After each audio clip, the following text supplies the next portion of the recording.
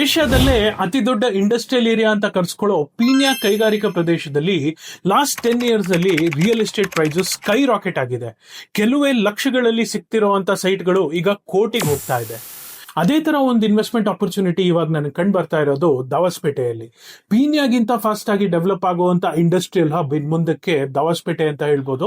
ಏನಕ್ಕೆ ಅಂದ್ರೆ ಪೀಣ್ಯ ಅಲ್ಲಿ ಕನೆಕ್ಟಿವಿಟಿ ಟ್ರಾಫಿಕ್ ಇಶ್ಯೂ ಇದೆ, ಬಟ್ ದಾವಸ್ಪೇಟೆಯಲ್ಲಿ STRR ಪ್ರಾಜೆಕ್ಟ್ ಇಂದ ಕನೆಕ್ಟಿವಿಟಿ ಹಾಗೂ ಟ್ರಾಫಿಕ್ ಇಶ್ಯೂ ಇಲ್ಲ.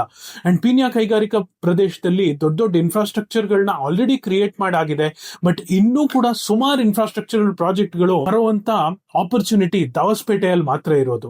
ಅಂಡ್ ದಾವಸ್ಪೇಟೆಯ ಕನೆಕ್ಟಿವಿಟಿ ಇಂಪ್ರೂವ್ ಆಗಿರೋದ್ರಿಂದ ದೊಡ್ಡ ದೊಡ್ಡ ಲಾರಿ ಟ್ರಕ್ಗಳು ಈಸಿಯಾಗಿ ಕಮ್ಯೂಟ್ ಮಾಡಕ್ ಆಗೋದ್ರಿಂದ ದಾವಸ್ಪೇಟೆಯ ಇನ್ಫ್ರಾಸ್ಟ್ರಕ್ಚರ್ ಡೆವಲಪ್ಮೆಂಟ್ ತುಂಬಾನೇ ಸ್ಪೀಡ್ ಆಗುತ್ತೆ. ಅಂಡ್ ರಿಯಲ್ ಎಸ್ಟೇಟ್ ಪ್ರೈಸಸ್ ಕೂಡ ಇದೇ ತರ ಸ್ಕೈ ರಾಕೆಟ್ ಆಗುತ್ತೆ. ಸೊ ಅದಕ್ಕೆ ದಾವಸ್ಪೇಟೆಯಲ್ಲಿ ಇನ್ವೆಸ್ಟ್ ಮಾಡುವಂತ ಆಪರ್ಚುನಿಟಿನ ಮಿಸ್ ಮಾಡ್ಕೊಂಡ್ಬಿಡಿ. Thank you so much. Meet you in the next video.